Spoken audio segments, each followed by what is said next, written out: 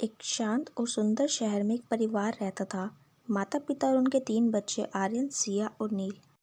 इस परिवार की सबसे खास बात यह थी कि घर का माहौल हमेशा सीखने, समझने और एक दूसरे की मदद करने से भरा रहता था।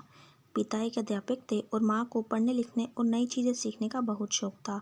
दोनों बच्चों को हमेशा यह सिखाते थे कि जीवन में सबसे बड़ी ताकत मेहनत, ईमानदारी और धैर्य है। सुबह का समय इस घर में बहुत सुंदर होता था।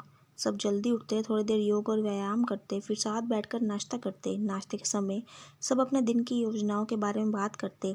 आर्यन को विज्ञान पढ़ना बहुत पसंद था, सिया को चित्र बनाना अच्छा लगता था और नील को किताबें पढ़ना और कहानियाँ सुनना अच्छा लगता था। एक दिन माँ ने बच्चों से कहा, अगर हम सब मिलकर अपने घर को एक ऐसा स्थान बना दें जहाँ हर दिन कुछ नया सीखा जाए तो कितना अच्छा होगा। बच्चों को यह विचार बहुत अच्छा लगा। उन्होंने तय किया कि वे घर में एक छोटा सा सीखने का कोना बनाएंगे। सबने मिलकर घर के एक कमरे को साफ किया। माँ ने रंगीन कागज, चार्ट और पेंटिंग का सामान भी वहाँ सजा दिया। अब हर शाम उस कमरे में एक नई गतिविधि होती। कभी आर्यन कोई छोटा विज्ञान प्रयोग दिखाता, कभी सिया सबको चित्र बनाना सिखाती और कभी नील कोई प्रेरणादायक कहानी पढ़कर सुनाता। माता पिता भी बच्चों के साथ बैठकर चर्चा करते और नए विचार साझा करते।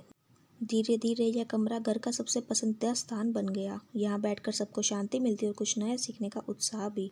एक दिन आर्य ने सुझाव दिया कि वे अपने कुछ दोस्तों को भी इस सीखने वाले कोने में बुलाए। सबको यह विचार बहुत अच्छा लगा। अगले रविवार को उनके कुछ दोस्त आए और सबने मिलकर एक छोटा सा ज्ञान सत्र रखा। उस दिन बच्चों ने अलग अलग विषयों पर छोटी छोटी प्रस्तुतियाँ दी। किसी ने प्रकृति के बारे में बताया, किसी ने किताबों की महत्ता के बारे में और किसी ने संगीत के बारे में। सभी बच्चे एक दूसरे की बातें ध्यान से सुनते और उनसे कुछ नया सीखते।